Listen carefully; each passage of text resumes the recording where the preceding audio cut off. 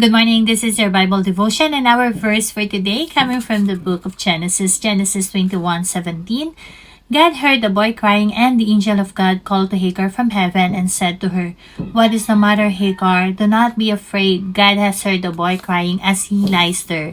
Sa Tagalog, narinig ng Diyos ang iyak ng bata at nagsalita mula sa langit ang anghel ng Diyos.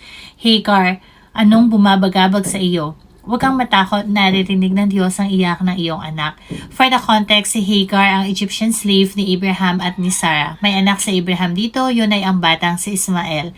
Mula nang ipinanganak ang anak ni Sarah at ni Abraham na si Isaac, kailangang umalis na mag-ina sa kanilang tirahan. Doon nagpagala-gala sa ilang or sa disyerto ang mag-ina at sa takot ni Hagar na gutom ang bata, inilapag niya ang bata at nag-iiyak ang bata. Narinig ng Diyos ang iyak ng bata at nagpadala siya ng kanyang sugong anghel para i-comfort si Hagar.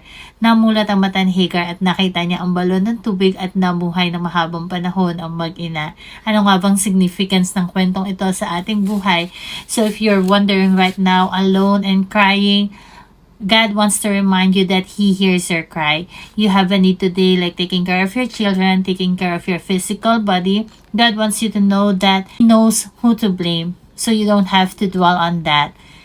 Hagar didn't even cry for God's help, but He showed up because He heard the cry of the child.